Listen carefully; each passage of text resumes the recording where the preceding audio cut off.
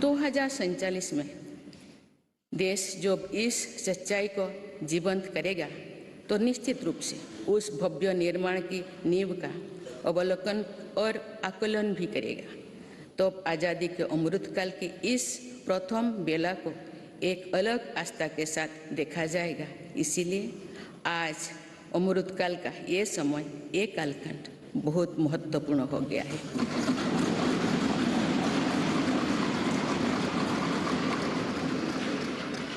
माननीय सदस्यगण, मेरी सरकार को देश के लोगों ने जो पहली बार सेवा का अवसर दिया तो सबका साथ सबका विकास के मंत्र से हमने शुरुआत की थी।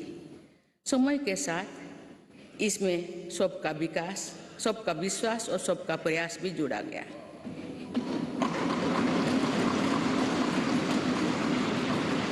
यही मंत्र आज विकसित भारत के निर्माण की प्रेरणा बन चुका है। विकास के ये कर्तव्य पथ पर चलते हुए मेरी सरकार को कुछ ही महीने में 9 वर्ष पूरी हो जाएगी।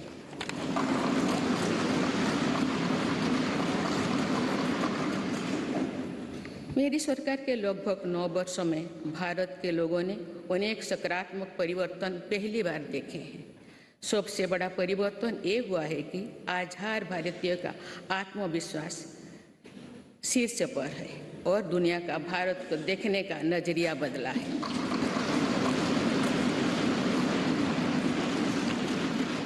जो भारत कभी अपनी अधिकांश समस्याओं के समाधान के लिए दूसरों पर निर्भर था, वही आज दुनिया की समस्याओं के समाधान का माध्यम बन रहा है। जिन मूल सुविधाओं के लिए देश की एक बड़ी आबादी ने दशकों तक इंतजार किया, वे इन वर्षों में उसे मिली है। जिस आधुनिक इंफ्रास्ट्रक्चर की हम कभी कामना करते थे, वो इन वर्षों में देश में बनना शुरू हुआ है।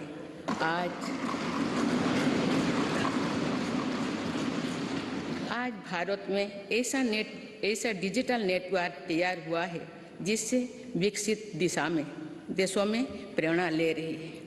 बड़े बड़े घोटालों, सरकारी योजनाओं में भ्रष्टाचार की जिन समस्याओं से देश मुक्ति चाहता था, वो मुक्ति अब देश को मिल रही है।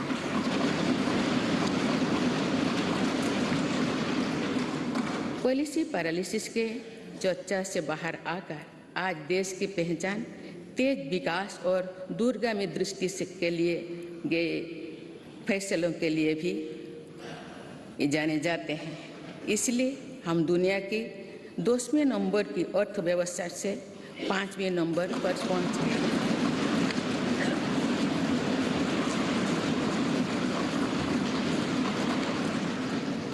यही और नींव है जो आने वाले 25 साल में विकसित भारत के निर्माण के आत्मविश्वास को बुलंद करेगी। माननीय सदस्यगण, भगवान बसवेश्वर ने कहा था, कायोकोबे कैलाश, अर्थात कर्म ही पूजा है, कर्मों में ही सिद्ध। उनके दिखाई मार्ग पर चलते हुए मेरी सरकार राष्ट्र निर्माण के कर्तव्य को पूरा करने में तत्परता से जुटी है। आज भारत में एक स्थिर, निडर, निर्णायक और बड़े सपनों के लिए काम करने वाली सरकार है।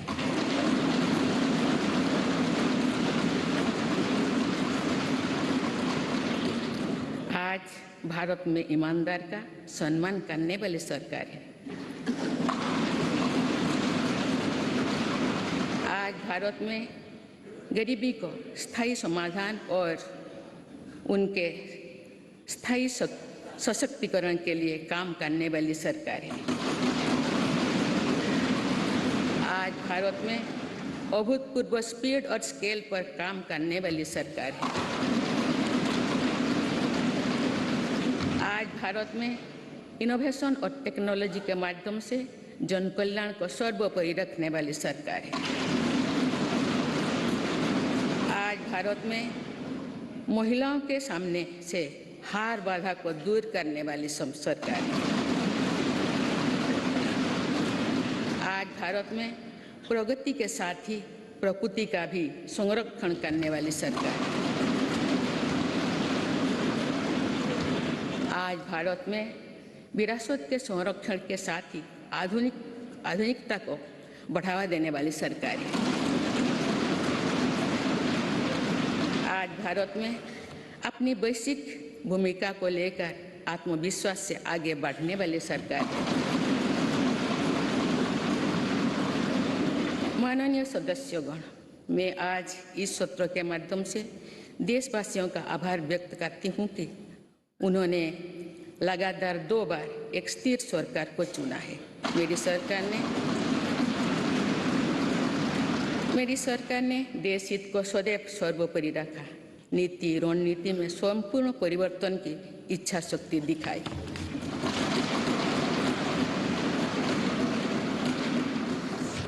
सर्जिकल स्ट्राइक से लेकर आतंकवाद पर कठोर प्रहार तक, LOC से लेकर LAC तक, हर दुस्साहस के कड़े जवाब तक आर्टिकल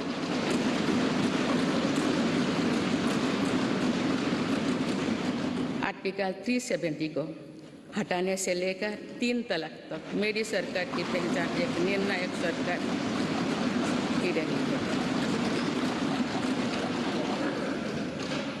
स्थिर और निर्णायक सरकार होने का लाभ हमें 100 साल की सबसे बड़ी आपदा और उसके बाद बनी परिस्थितियों से निपटने में मिल रहा है। दुनिया में जहां भी राजनीतिक अस्थिरता है, वह देश आज भीषण संकट से घिरे हैं।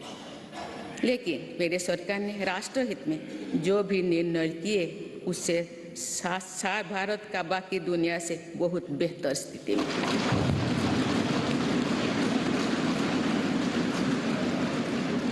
माननीय सदस्यगण, मेरी सरकार का स्पष्ट मत है कि भ्रष्टाचार लोकतंत्र का और सामाजिक न्याय का सबसे बड़ा दुश्मन है। इसलिए बीते वर्ष से भ्रष्टाचार के विरुद्ध निरंतर लड़ाई चल रही है। हमने सुनिश्चित किया है कि व्यवस्था में ईमानदार का सम्मान होगा। भ्रष्टाचारियों के लिए समाज में किसी भी प्रकार की सहानुभूति ना हो, इसके लिए सामाजिक चेतना भी देश में बढ़ रही है। बीते वर्षों में भ्रष्टाचार मुक्त इकोसिस्टम बनाने की दिशा में बेनामी संपत्ति अधिनियम को नोटिफाई किया गया है। आर्थिक अपराध कर फरार हुए अपराधियों की संपत्ति जब्त करने के लिए फजिटिव इकोनॉमिक ऑफेंडर्स एक्ट पारित किया गया है। सरकारी कामों में पक्षपात और भ्रष्टाचार के चलन को भी खत्म करने के लिए प्रभावी सिस्टम बनाया गया है।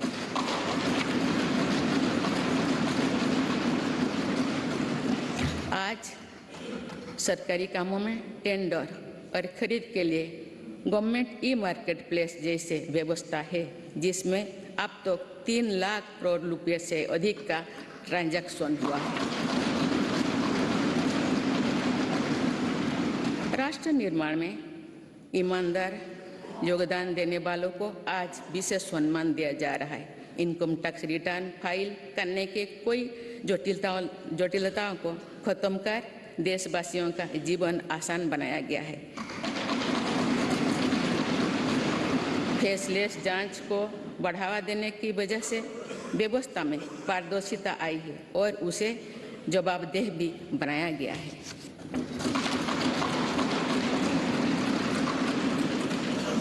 पहले टैक्स रिफंड के लिए लंबा इंतजार करना पड़ता था। आज ITR भरने के कुछ ही दिनों के भीतर रिफंड मिल जाता है। आज GST से पारदर्शिता के साथ साथ करदाताओं की गरिमा भी सुनिश्चित हो रही है। जनधन, आधार, मोबाइल से कुछ फर्ज लाभार्थियों को हटाने से लेकर 1 नेशन 1 राशन कार्ड तक एक बहुत बड़ा स्थायी सुधार हमने किया है।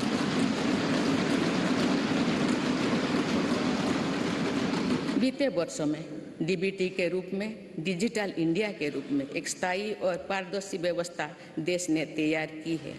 आज 300 से ज़्यादा योजनाओं का पैसा सीधे लाभार्थियों के बैंक खाते तक पहुंच रहा है।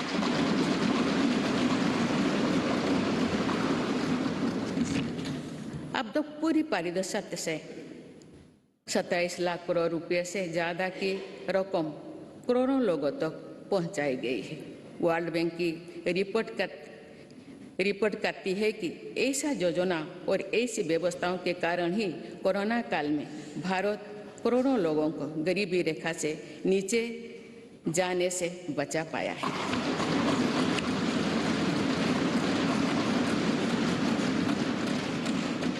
जो भ्रष्टाचार रुकता है और टैक्स की पाई का सदुपयोग होता है तो भारत टैक्स पेयर को भी गर्व होता है। माननीय सदस्यगण, आज देश का ईमानदार करदाता चाहता है कि सरकारें शॉर्टकट की राजनीति से बचे, ऐसा योजनाएं बने जो समस्याओं के स्थायी समाधान को प्रोत्साहित करे।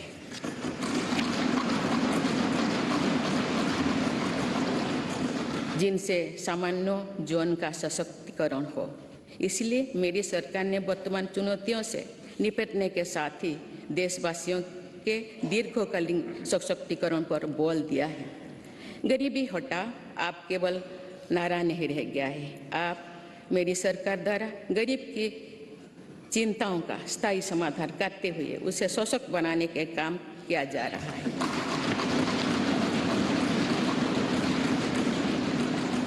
जैसे गरीबी का एक बहुत बड़ा कारण बीमारी होती है। गंभीर बीमारी से गरीब परिवार का हौसला पूरी तरह से टूट जाता है, पीढ़ियां कर्ज से डूबे जाती है।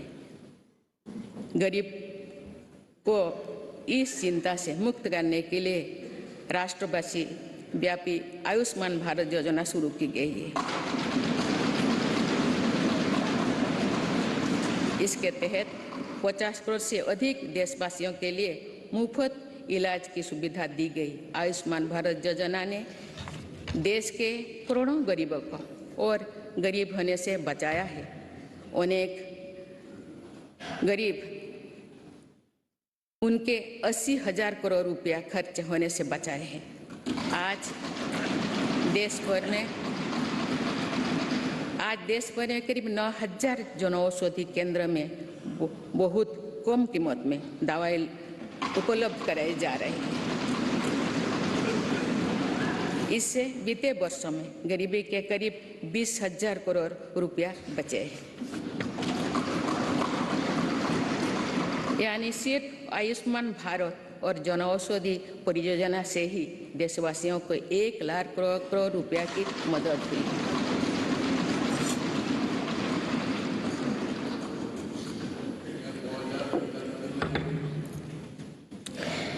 मैं सामान्य नागरिकों के जीवन से जुड़े सबसे महत्वपूर्ण संसाधन पानी का उदाहरण आप सभी के सामने रखना चाहूँगी। मेरी सरकार ने हर घर जल पहुँचाने के लिए जल जीवन मिशन शुरू किया।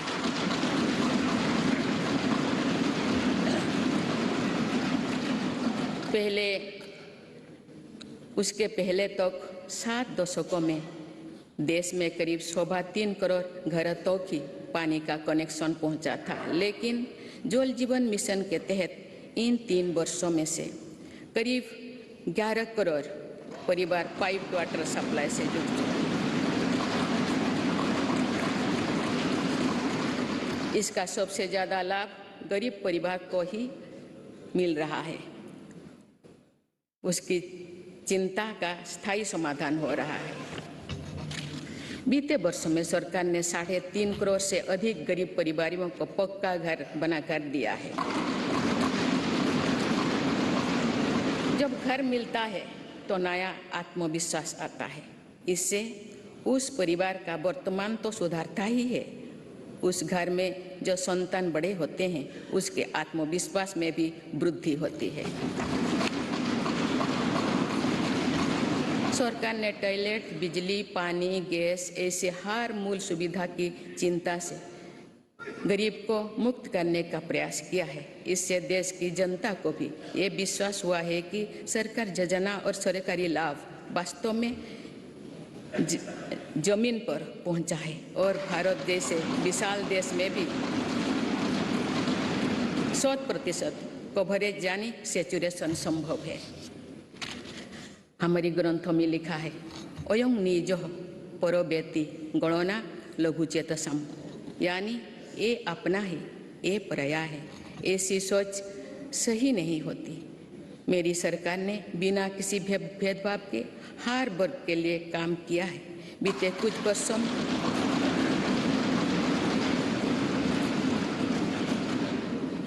कुछ वर्षों में मेरी सरकार के प्रयासों के नतीजा है कि अनेक मूल सुविधाएं आज या तो 100% आबादी तक पहुंच चुकी है या फिर उस लक्ष्य के बहुत निकट है।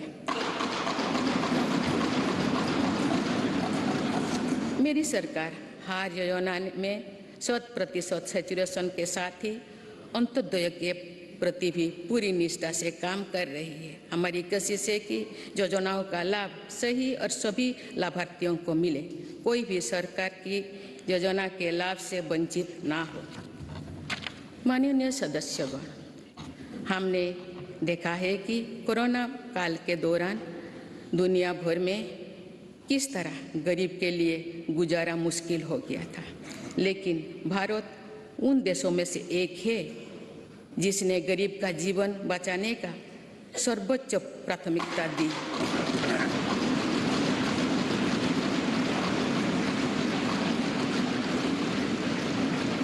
और कोशिश की कि देश में कोई गरीब भूखा नहीं सोए। मुझे खुशी है कि मेरी सरकार ने पीएम गरीब कल्याण अन्न योजना को नई परिस्थितियों के अनुसार आगे भी चलाने का निर्णय लिया है।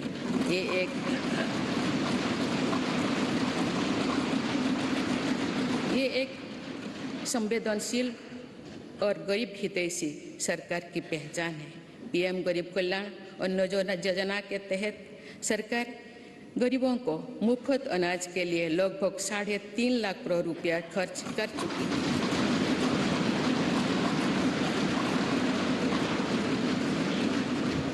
आज इस योजना की प्रशंसा पूरे विश्व में हो रही है। इस प्रशंसा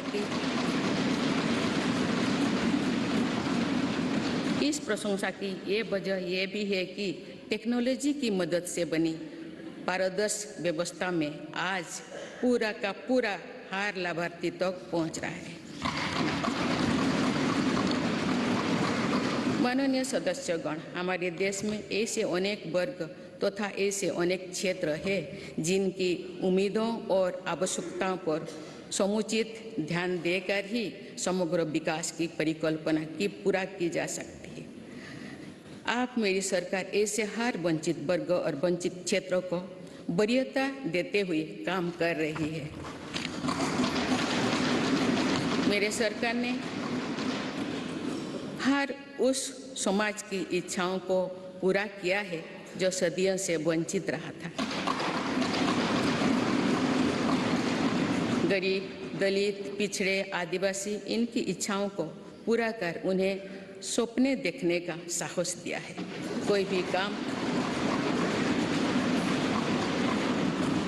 भी काम और कोई भी प्रयास छोटा नहीं होता, बल्कि विकास में सभी की अपनी भूमिका है। इसी भाव के साथ वंचित वर्गों और अविकसित क्षेत्रों के विकास पर बल दिया जा रहा है।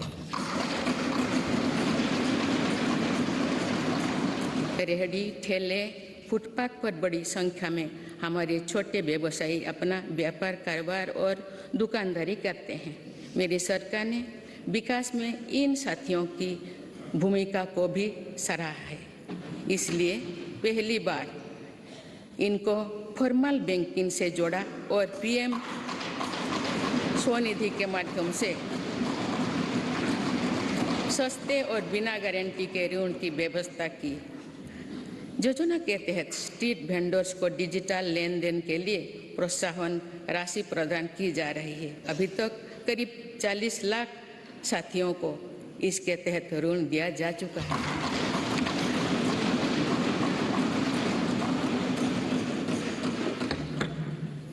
मेरी सरकार की प्राथमिकता में देश के 11 करोड़ छोटे किसान भी है। ये छोटे किसान दशकों से सरकार की प्राथमिकता से वंचित रहे थे। आप इन्हें सशक्त और समृद्ध करने के लिए हर तरह की कोशिश की जा रही है। पीएम किसान सम्मान निधि के तहत इन छोटी किसानों को 2.25 लाख करोड़ रुपया से अधिक की मदद दी गई।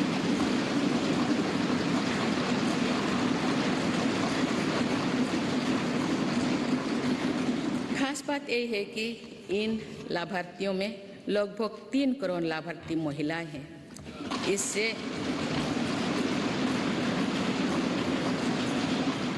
इससे अभी तक लगभग 54,000 करोड़ रुपया महिला किसानों को मिल चुकी है। इसी तरह छोटी किसानों के लिए फसल बीमा, सॉइल हेल्थ कार्ड, किसान क्रेडिट कार्ड, केसीसी की कवरेज बढ़ाने के साथ ही हमारी सरकार ने पहली बार पशुपालकों और मछुआरों को भी किसान क्रेडिट कार्ड की सुविधा से जोड़ा। किसानों के सामर्थ्य को बढ़ाने के लिए एफपीओ यानी फार्मर प्रोड्यूसर ऑर्गेनाइजेशंस की स्थापना से लेकर फसलों के एमएसपी में वृद्धि करते हुए मेरी सरकार छोटे किसानों के साथ मजबूती से खड़ी है।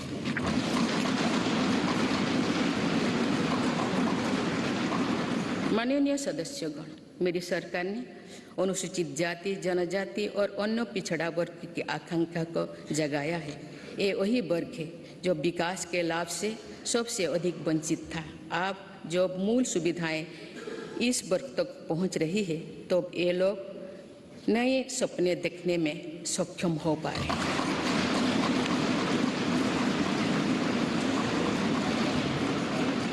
अनुसूचित जाति के सामाजिक आर्थिक सशक्तिकरण के लिए डॉक्टर अंबेडकर उत्सव धाम, अमृत जलधारा और युवा उद्यमी योजना जैसे कार्यक्रम चलाए जा रहे हैं। आदिवासी गौरव के लिए तो मेरी सरकार ने अभूतपूर्व फैसला किए हैं। पहली बार देश ने भगवान बिरसा मुंडा के जन्म दिवस को जनजातीय गौरव दिवस के रूप में मनाना शुरू किया। हाल ही में मानगढ़ धाम में सरकार ने आदिवासी क्रांति वीरों को पहली बार राष्ट्रीय स्तर पर श्रद्धांजलि दी। आज 36,000 से अधिक आदिवासी बाहुल्य वाले गांवों को प्रधानमंत्री आदि आदर्श ग्राम योजना के तहत विकसित किया जा रहा है। आज देश में 400 से अधिक एकलव्य मॉडल स्कूल आदिवासी क्षेत्रों में खुल चुकी है। देश भर में 3,000 से अधिक वन धन विकास केंद्र आजीविका के लिए साधन बने हैं। मेरी सरकार ने राष्ट्रीय पिछड़ा वर्ग आयोग को संवैधानिक दर्जा देकर ओबीसी के वेलफेयर के लिए हमारी प्रतिबद्धता को स्पष्ट किया है। बंजारा, घुमंतु और अर्धघुमंतु समुदाय के लिए भी पहली बार वेलफेयर एंड डेवलपमेंट बोर्ड का गठन किया गया है। माननीय सदस्यगण, देश में 100 से अधिक जिले ऐसे थे जो विकास के अनेक पैमानों से पीछे रह गए थे।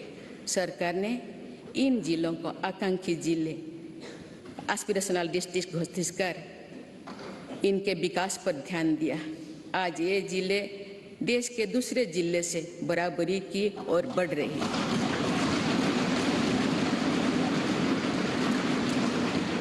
आकांक्षी जिले को सफलता को अब मेरी सरकार ब्लॉक स्तर पर दोहराने के लिए काम कर रही है और इसके लिए देश में 500 ब्लॉक्स को एस्पिरेशनल ब्लॉक के रूप में विकसित करने का कार्य शुरू किया गया है। ये आकांक्षी ब्लॉक सामाजिक न्याय की एक संस्थागत व्यवस्था के तौर पर विकसित किए जा रहे हैं। देश के जनजातीय क्षेत्रों, पहाड़ी क्षेत्रों, समुद्री क्षेत्रों और समावेशी क्षेत्रों को भी बीते दशकों में विकास का सीमित लाभ ही मिल पाया था। नॉर्थ ईस्ट और जम्मू कश्मीर में भी दुर्गम परिस्थितियों के साथ साथ अशांति और आतंकवाद भी विकास के सामने बहुत बड़ी चुनौती थी। मेरी सरकार ने स्थायी शांति के लिए भी अनेक सफल कदम उठाए हैं और भौगोलिक चुनौतियों को भी चुनौती दी है। इसी के परिणाम है कि नॉर्थ ईस्ट और हमारे सीमावर्ती क्षेत्र विकास की एक नई नीति का निर्गति का अनुभव कर रहे हैं। सीमावर्ती गांव तक बेहतर सुविधाएं पहुंचाने के लिए मेरी सरकार ने वाइब्रेंट विलेजेस प्रोग्राम पर काम शुरू किया। राष्ट्रीय सुरक्षा की दृष्टि से भी सीमावर्ती क्षेत्रों में अभूतपूर्व इंफ्रास्ट्रक्चर बीते सालों में तैयार किया गया है। इससे भी इन क्षेत्रों में विकास की गति मिल रही है। पिछले कुछ दशकों से राष्ट्रीय सुरक्षा के लिए बहुत बड़ा खतरा बन चुकी वामपंथी हिस्सा भी अब कुछ जिलों तक ही सीमित रह गए हैं।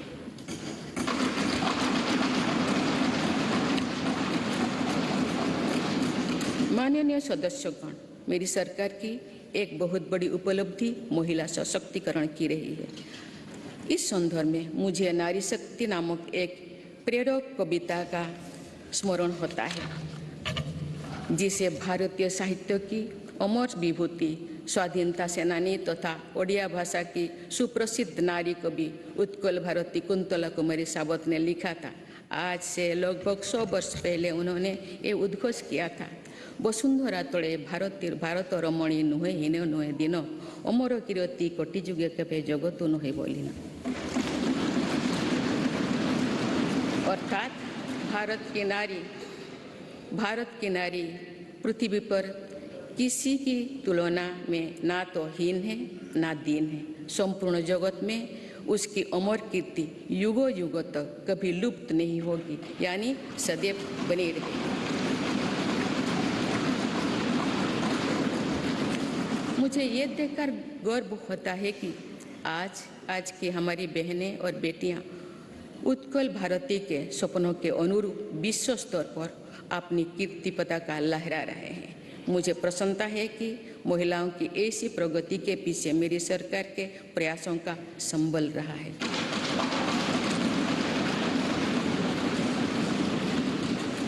मेरी सरकार द्वारा जितने भी कल्याणकारी योजनाएं शुरू की गई है, उनके केंद्रों में महिलाओं का जीवन आसान बनाना, महिलाओं को रोजगार स्वरोजगार के नए अवसर देना और महिला सशक्तिकरण रहा है। महिला उत्थान में जहां पुराना धारणाओं और पुरानी मान्यताओं को तोड़ना भी पड़ा, उससे भी सरकार पीछे नहीं हटी है।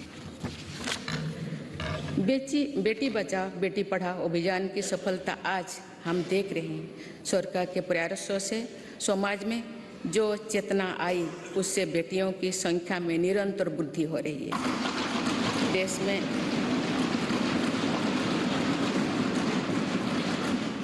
में पहली बार पुरुषों की तुलना में महिलाओं की संख्या अधिक हुई है एवं महिलाओं का स्वास्थ्य भी पहले के मुकाबले और बेहतर हुआ है। प्रधानमंत्री सुरक्षित मातृत्व अभियान हो या फिर प्रधानमंत्री मातृ वंदना योजना, इनमें माँ और बच्चे दोनों की जीवन को बचाने में हम सफल रहे हैं। आयुष्मान भारत योजना की भी लगभग 50% लाभार्थी महिलाओं ही है। माननीय सदस्यगण, मेरी सरकार बेटियों की पढ़ाई से लेकर उनके कैरियर तक हर बाधा को दूर करने का प्रयास कर रही है। देश के सरकारी स्कूलों में बेटियों के लिए अलग टॉयलेट का निर्माण हो या फिर सैनिटरी पैड से जुड़ी योजना, इससे बेटियों के ड्रॉप आउट रेट भी बहुत कम आई। स्वच्छ भारत अभियान से महिलाओं की गरिमा तो बढ़ी ही है, इससे एक सुरक्षित माहौल भी उन्हें मिला है। सुकन्या सुजना समृद्धि योजना से देश भर की करोड़ों बेटियां के बेहतर भविष्य के लिए पहली बार सेविंग अकाउंट खुली है। नई राष्ट्रीय शिक्षा नीति में भी बेटियां की शिक्षा के लिए अनेक महत्वपूर्ण कदम उठाई गई है।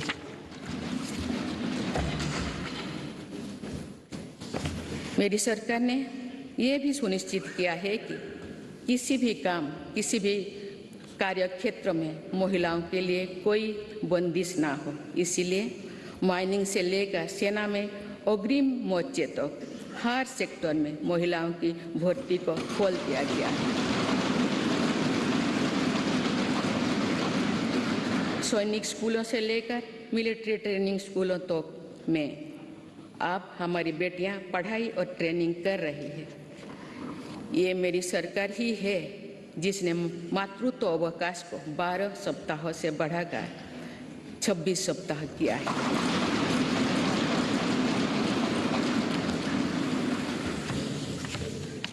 मुद्रा योजना की लगभग 70% लाभार्थी महिला उद्यमी ही है। एक स्टडी के अनुसार इस योजना से महिलाओं की आर्थिक शक्ति और सामाजिक फैसलों में उनकी भागीदारी बढ़ी है। पीएम आवास योजना के तहत मिलने वाली घरों की रजिस्ट्री भी महिलाओं के नाम पर होने से महिलाओं का आत्मविश्वास बढ़ा है। जन धन योजना से पहली बार देश में बैंकिंग सुविधाओं में महिलाओं और पुरुषों के बीच अब बराबरी आ गई है। देश में इस समय 80 लाख से ज़्यादा स्वयं सहायता समूह भी काम कर रहे हैं, जिनमें करीब 9 करोड़ महिलाएं जुड़ी हुई हैं। इन महिला स्वयं सहायता समूहों को सरकार द्वारा लाखों करोड़ रुपए की मदद दी जा रही है। माननीय सदस्यगण, हमारी विरासत हमें जोड़ों से जड़ती है और हमारा विकास आसमान को छूने का हौसला देता है।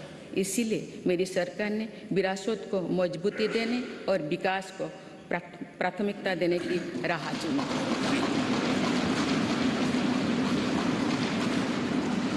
आज एक तरफ देश में अयोध्या धाम का निर्माण हो रहा है, तो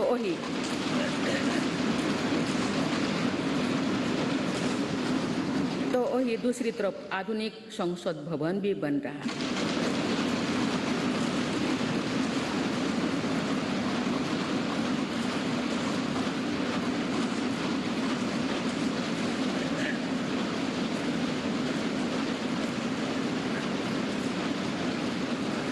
एक तरफ हमने केदारनाथ धाम, काशी विश्वनाथ धाम और महाकाल महालोक का निर्माण किया, तो वही हर जिलों में हमारी सरकार मेडिकल कॉलेज भी बनवा रही है।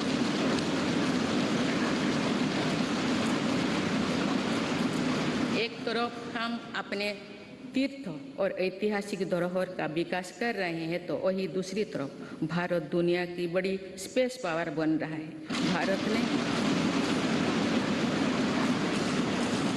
भारत ने पहला प्राइवेट सैटेलाइट भी लॉन्च किया है। एक तरफ हम आदि शंकराचार्य भगवान बसवेश्वर, तिरुवल्लुवर, गुरु नानक देव जैसे संतों के दिखाए रास्ते पर आगे बढ़ रहे हैं, वही दूसरी तरफ आज भारत हाईटेक नॉलेज का हब भी बनता जा रहा है।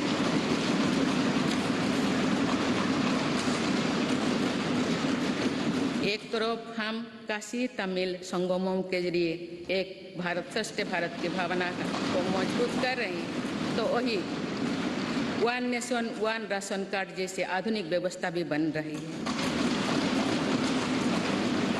डिजिटल इंडिया और 5G टेक्नोलॉजी में भारत के सामर्थ्य का लोहा आज पूरी दुनिया में मान्य है। आज भारत जहां योग और आयुर्वेद जैसी अपनी पुरातन विधाओं को पूरी दुनिया तक पहुंचा रहा है, वही दूसरी तरफ फार्मेसी ऑफ वर्ल्ड की नई पहचान भी सशक्त कर रही है।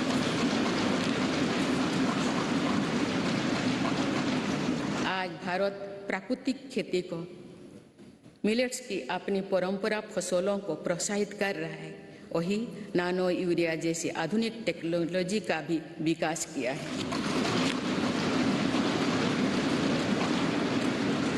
खेती के लिए एक तरफ जहां ग्रामीण इंफ्रास्ट्रक्चर को हम बेहतर बना रहे हैं, वहीं दूसरी तरफ ड्रोन टेक्नोलॉजी से, सोलर पावर से किसान को ताकत दे रहे हैं। शहरों में जहां स्मार्ट सुविधाओं के विकास पर बल दिया जा रहा है, वही स्वामित्व योजना में पहली बार गांव के घरों को की ड्रोन से मैपिंग की जा रही है। आज़ादी के अमृत महोत्सव पर जहां आज हर जिले में 75 अमृत सरोवर बनाया जा रहा है, तो वही सैकड़ों आधुनिक वंदे भारत ट्रेनें भी लॉन्च किया जा रहा है।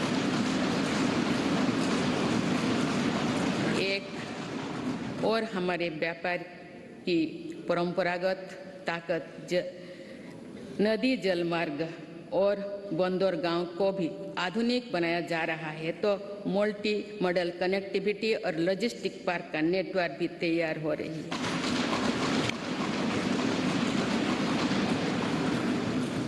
माननीय सदस्यगण, आज़ादी के अमृतकाल में देश पंच प्राणी की प्रेरणा से आगे बढ़ रहा है। गुलामी के हार निशान, हार मानसिकता से मुक्ति दिलाने के लिए भी मेरी सरकार निरंतर प्रयासरत है। जो कभी राजपथ था वो अब कर्तव्य पथ बन चुका है। आज कर्तव्य पथ पर नेताजी सुभाष चंद्र बोस की प्रतिमा हर भारतीय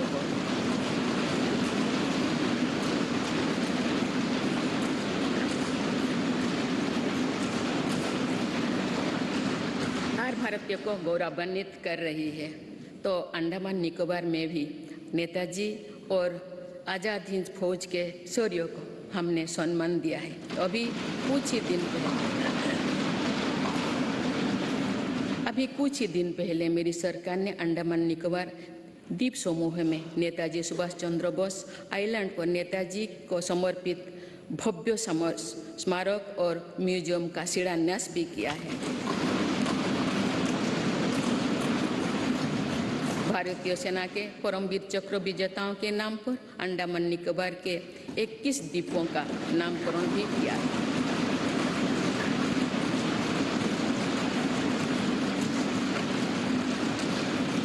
एक तरफ नेशनल वॉर मेमोरियल आज राष्ट्रीय शौर्य का प्रतीक बन गया है, तो वही हमारी नौसेना को भी अब छत्रपति वीर शिवाजी महाराज का दिया प्रतीक मिल गया है।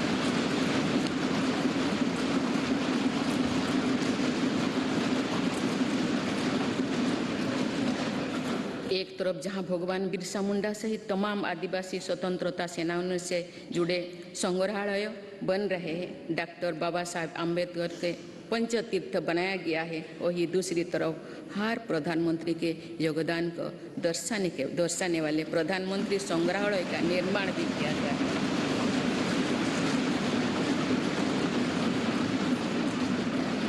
देश में प्रथम वीर बाल दिवस को भी पूरे गर्व और श्रद्धा के से मनाया गया।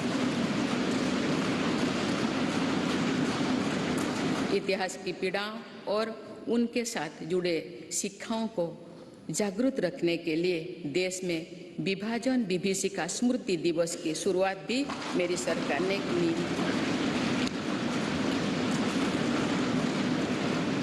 माननीय सदस्यगण, मेड इन इंडिया अभियान और आत्मनिर्भर भारत अभियान की सफलता का लाभ देश को मिलना शुरू हो चुका है।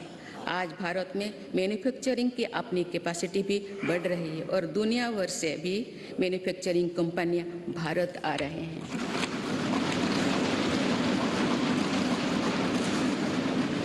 आज हम भारत में ही सेमीकंडक्टर चिप से लेकर हवाई जहाज के निर्माण तक के लिए प्रयास शुरू कर चुके हैं। ऐसे ही प्रयासों का परिणाम है कि भारत में बने सामान का निर्यात लगातार बढ़ रहा है। कुछ वर्ष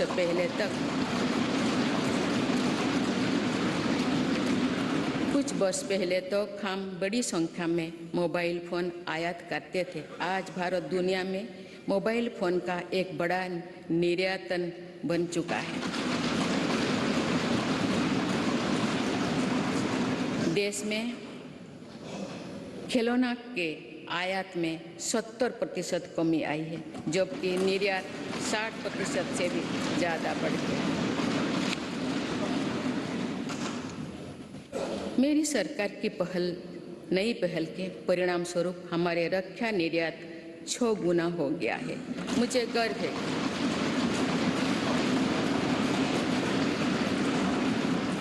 गर्व है कि हमारी सेना में आज INS विक्रांत के रूप में पहला स्वदेशी एयरक्राफ्ट कैरियर भी शामिल हुआ है।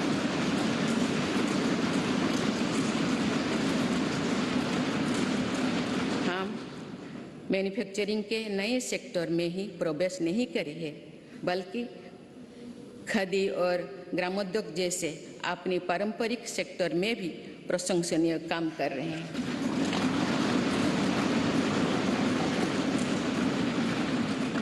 ये हम सभी के लिए खुशी की बात है कि आज़ादी के अमृत महोत्सव के दौरान देश के खादी और ग्रामीण उद्योग का टर्नओवर 1 लाख करोड़ रुपये से अधिक का हो चुका है। मेरी सरकार के प्रयासों से खादी के बिक्री में 4 गुना बढ़ी है। माननीय सदस्यगण, मेरी सरकार ने इनोवेशन और एंटरप्रेन्योरशिप पर निरंतर अभूतपूर्व बल दिया है। इससे दुनिया की सबसे युवा आबादी वाले हमारे देश की ताकत का सदुपयोग हो रहा है। आज हमारे युवा अपने इनोवेशन की ताकत दुनिया को दिखा रहे हैं। 2015 से भारत ग्लोबल इनोवेशन इंडेक्स में 81 स्थान पर था। अब हम 40वें स्थान पर पहुंच गए।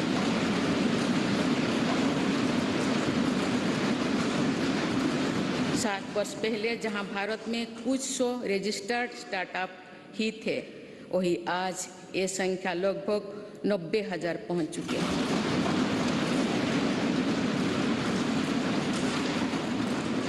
आज के युग में हमारी सेनाओं का भी युवा शक्ति में समृद्ध होना, युद्ध शक्ति में निपुण होना, टेक्नोलॉजी की पावर से लैस रहना बहुत अहम है। इन सिद्धांतों को ध्यान में रखते हुए अग्निवीर योजना शुरू की गई है।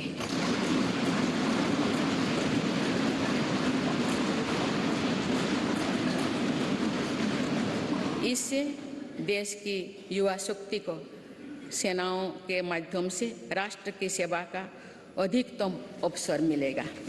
मेरी सरकार देश के युवाओं की शक्ति को खेलों के जरिए भी देश के सम्मान से जोड़ रही है। हमारे खिलाड़ियों ने कॉमनवेल्थ गेम्स से लेकर ओलंपिक और पैरा गेम्स से अभूतपूर्व प्रदर्शन कर ये साबित किया है कि उनकी प्रतिभा किसी से भी कम नहीं।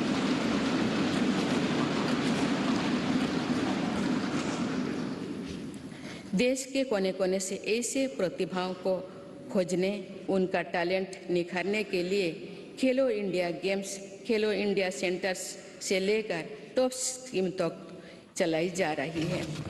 हमारी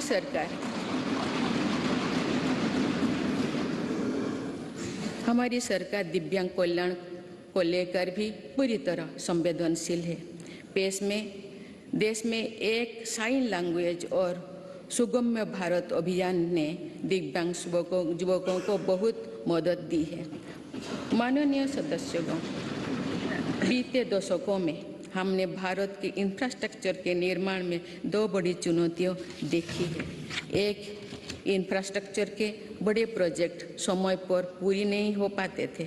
दूसरा, अलग अलग विभाग, अलग अलग सरकारें अपनी अपनी सुविधा से काम करती थी। इससे सरकारी संसाधनों का दुरुपयोग भी होता था, समय भी अधिक लगता था और सामान्य जन को भी असुविधा होती थी। मेरी सरकार ने PM Gatishakti national master plan बनाकर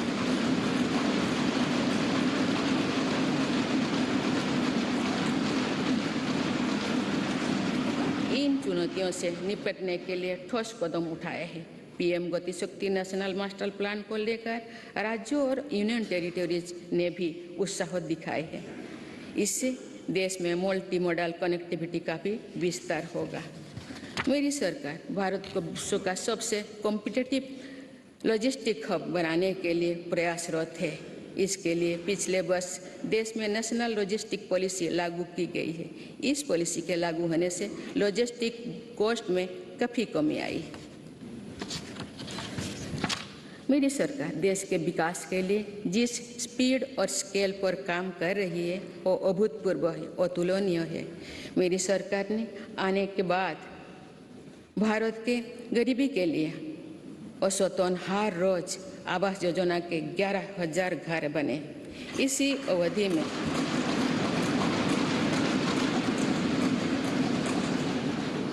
अवधि में भारत में हर रोज औसतन 2.5 लाख लोग ब्रॉडबैंड कनेक्शन से जुड़े। हर रोज 55,000 से ज़्यादा गैस कनेक्शन दिए गए। मुद्रा योजना के तहत हर रोज 700 करोड़ रुपये से ज़्यादा का लोन दिया गया। बीते 8-9 वर्षों में भारत में लगभग हर महीने एक मेडिकल कॉलेज बना है। इस दौरान देश में हर दिन में 2 कॉलेज की स्थापना हुई है। हर सप्ताह एक यूनिवर्सिटी बनी है। सिर्फ 2 साल के भीतर भारत ने 220 करोड़ से ज़्यादा वैक्सीन की डोज भी दी है।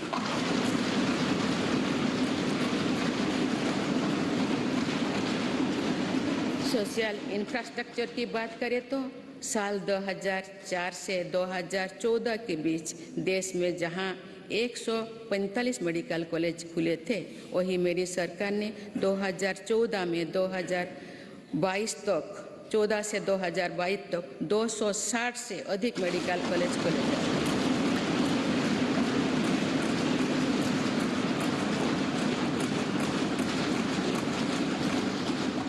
मेडिकल की पढ़ाई कर रहे छात्रों के लिए ग्रेजुएट और पोस्ट ग्रेजुएट छात्रों की संख्या अब पहले के मुकाबले देश में दुगुनी हो चुकी है। 2014 से पहले जहां देश में कुल लगभग 725 विश्वविद्यालय थे, वहीं बीते केवल 8 वर्षों में 300 से अधिक नए विश्वविद्यालय बने। इसी दौरान देश में 5,000 से अधिक कॉलेज भी खोले गए हैं। इसी प्रकार फिजिकल इंफ्रास्ट्रक्चर में तो देश में कई नए रिकॉर्ड बने हैं। प्रधानमंत्री ग्राम सड़क योजना में 2013-14 तक देश में करीब 3,81,000 किलोमीटर सड़कें बनी थी, जबकि 2021-22 तक ग्रामीण सड़कों का ये नेटवर्क 7 लाख किलोमीटर से भी ज़्यादा हो गया।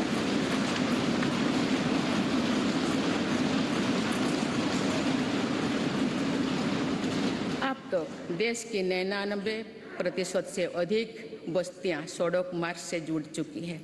वर्ल्ड बैंक सहित अनेक संस्थाओं की स्टडी के अनुसार ग्रामीण सड़कों से गांव में रोजगार, खेती, शिक्षा और स्वास्थ्य पर बहुत सकारात्मक असर पड़ा। नेशनल हाईवे नेटवर्क में पिछले 8 वर्षों के दौरान 55% से ज़्यादा की बढ़ोतरी हुई है। जल्द ही भारतमाला प्रोजेक्ट के तहत देश के 550 से ज़्यादा जिले हाईवे से जुड़ जाएंगे और अर्थव्यवस्था को गति देने वाले कॉरिडोर्स की संख्या 6 से बढ़कर 50 होने वाली है।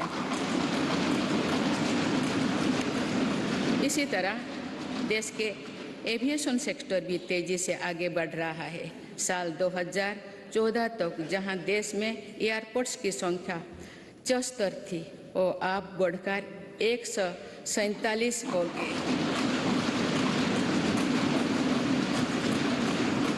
आज भारत दुनिया का तीसरा बड़ा एविएशन मार्केट बन चुका है। इसमें उड़ान योजना की भी बहुत बड़ी भूमिका है। भारतीय रेलवे अपने आधुनिक अवतार में सामने आ रही है और देश के रेलवे मैप में अनेक दुर्गम क्षेत्रों भी जुड़ रहा है।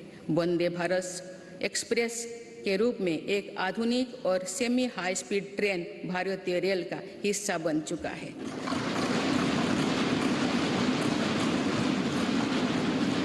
जम्मू कश्मीर और नॉर्थ ईस्ट के दुर्गम क्षेत्रों को भी रेलवे से जोड़ा जा रहा है। देश के बड़े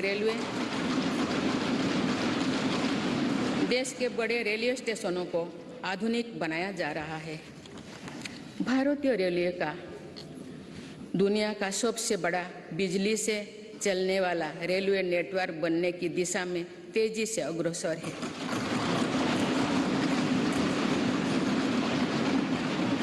भारतीय रेल को सुरक्षित बनाने के लिए स्वदेशी टेक्निक कोबोज का भी हम तेजी से विस्तार कर रहे हैं। माननीय सदस्यगण, भारत ने उस सोच को भी बदला है जो प्रगति और प्रकृति को परस्पर विरोधी मानती थी। मेरी सरकार ग्रीन ग्रोथ पर ध्यान दे रही है और पूरे विश्व को मिशन लाइफ से जोड़ने पर बल दे रही है। हमारी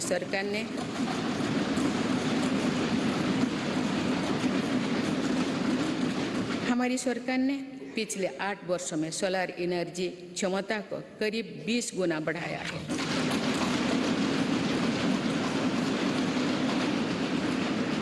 आज भारत रिन्यूएबल एनर्जी की क्षमता में विश्व में चौथे स्थान पर है। देश के बिजली उत्पादन की 40% क्षमता नॉन फॉसिल फ्यूल्स में पैदा करने का लक्ष्य देश में 9 वर्षों पहले ही हासिल कर लिया है। ये सफलता वर्ष 2070 तक नेट जीरो के हमारे संकल्प को सशक्त करने वाली है। देश में पेट्रोल में 20% इथेनॉल ब्लेंडिंग के लक्ष्य पर भी तेजी से काम चल रही है। सरकार ने हाल में मिशन हाइड्रोजन को भी स्वीकृति दी है। ये ग्रीन एनर्जी के क्षेत्र में भारत में लाखों करोड़ रुपए की निवेश को आकर्षित करने वाले हैं। इससे फलस्वरूप ग्रीन एनर्जी को लेकर भी एनर्जी सिक्योरिटी के लिए भी विदेशों में हमारी निर्भरता कम होगी। देश के शहरों में प्रदूषण कम करना भी हमारी बहुत बड़ी प्राथमिकता है।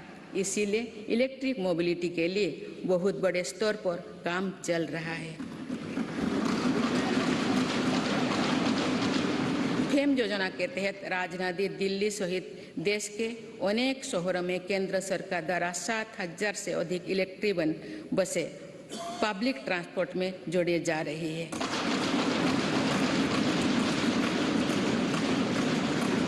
बीते 8 वर्षों में देश में मेट्रो नेटवर्क में 3 गुना से अधिक बढ़ोतरी हुई है। आज 27 शहरों में मेट्रो ट्रेन पर काम चल रहा है। इसी प्रकार देश भर में 100 से ज़्यादा नए वाटरवे भी विकसित किए जा रहे हैं। नए वाटरवे से देश में ट्रांसपोर्ट सेक्टर का कायाकल्प करने में मदद करेगी। माननीय सदस्यगण, आज की दुनिया में अनेक चुनौतियों से गुजर रही है। आज की दुनिया अनेक चुनौतियों से गुजर रही है। दशकों पहले बनी अंतर्राष्ट्रीय संस्थाओं की प्रासंगिकता और प्रभाव पर भी प्रश्न उठ रहे हैं।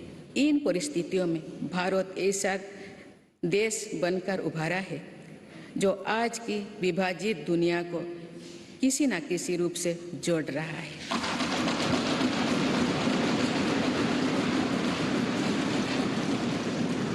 आज भारत उन देशों में से एक है जो ग्लोबल सप्लाई चेन पर विश्वास को फिर से सशक्त कर रहे हैं। इसलिए आज दुनिया भारत की तरफ उम्मीद की नज़र से देखते हैं। इस वर्ष भारत G20 जैसे प्रभावी समूह का नेतृत्व कर रहा है।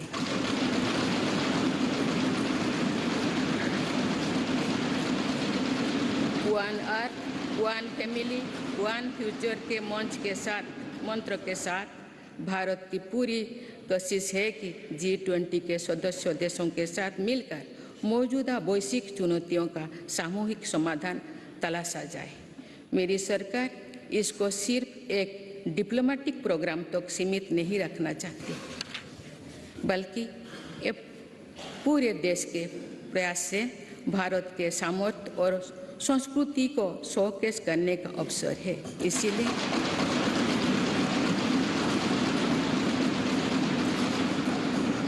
इसीलिए पूरे देश के दर्जनों शहरों में साल भर G20 की बैठकें आयोजित की जा रही है। माननीय सदस्यगण, ये भारत के वैश्विक रिश्तों का बेहतरीन दौर है। इसमें दुनिया के विभिन्न देशों के साथ अपने सहयोग और मित्रता को सशक्त किया है। एक तरफ हम इस वर्ष SCO की अध्यक्षता कर रहे हैं, तो वही दूसरे तरफ क्वाड का मेंबर होने के नाते इंडो पैसिफिक में शांति, स्थिरता और समृद्धि के लिए काम कर रहे हैं।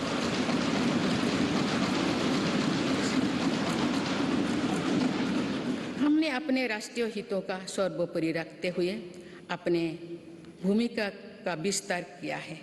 अफगानिस्तान में भूकंप हो या फिर श्रीलंका का संकट, हम सबसे पहले मानवीय सहायता लेकर पहुंचे। भारत को लेकर आज जो सद्भाव है, उसका लाभ हमें अफगानिस्तान और यूक्रेन में पैदा हुए संकट के दौरान भी मिला। संकट में फंसे अपने नागरिकों को हम इन देशों से सुरक्षित लेकर आए। इस दौरान भारत ने कई अन्य देशों के नागरिकों की मदद करके अपना मानवीय स्वरूप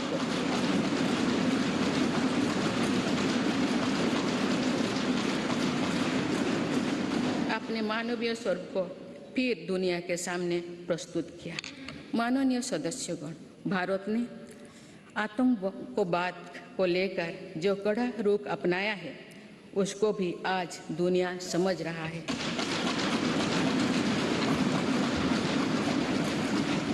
इसलिए आतंकवाद के विरुद्ध भारत की आवाज को हर मंच पर गंभीरता से सुना जा रहा है। पहले वर्ष अक्टूबर में भारत में पहली बार UNSC काउंटर टेररिज्म कमेटी की एक विशेष बैठक आयोजित की गई।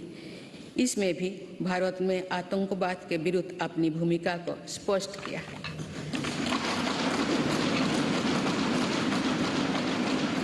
साइबर सिक्योरिटी से जुड़ी चिंताओं को भी मेरी सरकार गंभीरता से पूरे विश्व के सामने रख रही है। मेरी सरकार का साफ मानना है कि स्थायी शांति तभी संभव है जब हम राजनीतिक और रणनीतिक रूप से सशक्त होंगे। इसलिए अपनी सैन्य शक्ति के आधुनिकीकरण पर हम निरंतर बल दे रहे हैं।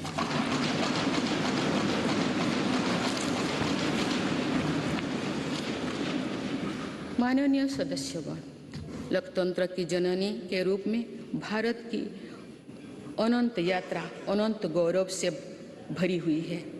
हमने लोकतंत्र को एक मानवीय संस्कार के रूप में विकसित किया है, समृद्ध किया है।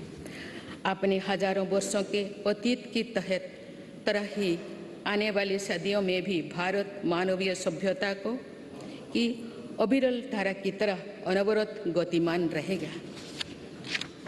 भारत का लोकतंत्र समृद्ध था, सशक्त था और आगे भी सशक्त होता रहेगा। भारत की जीवटता अमर थी, आगे भी अमर रहेगी। भारत का ज्ञान, विज्ञान और अध्यात्म सदियों से विश्व का मार्गदर्शन करता रहा है और आने वाली सदियों में भी विश्व की इसी तरह राह दिखाएगा।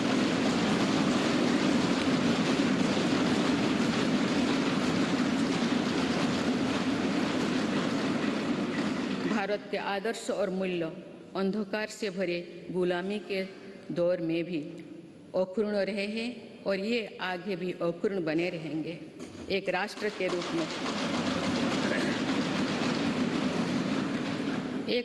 रूप में भारत की पहचान अतीत में भी अमर थी और भविष्य में भी अमर रहेगी।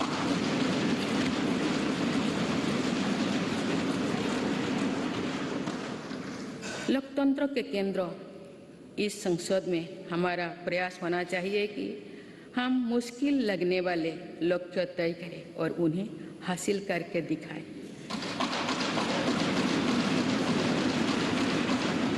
जो कल होना है उसे आज पूरा करने की कोशिश करें।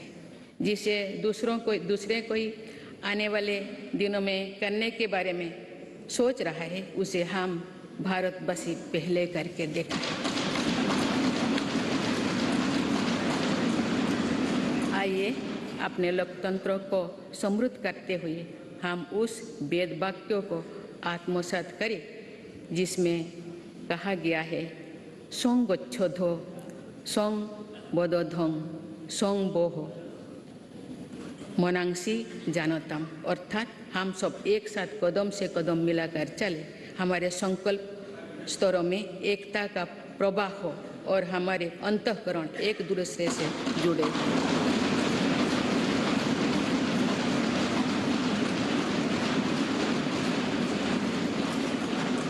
आइए हम राष्ट्र निर्माण के इस महायज्ञ में अपने कर्तव्य पथ पर चलते हुए संविधान की शपथ को पूरा करें। धन्यवाद। जय हिंद, जय भारत।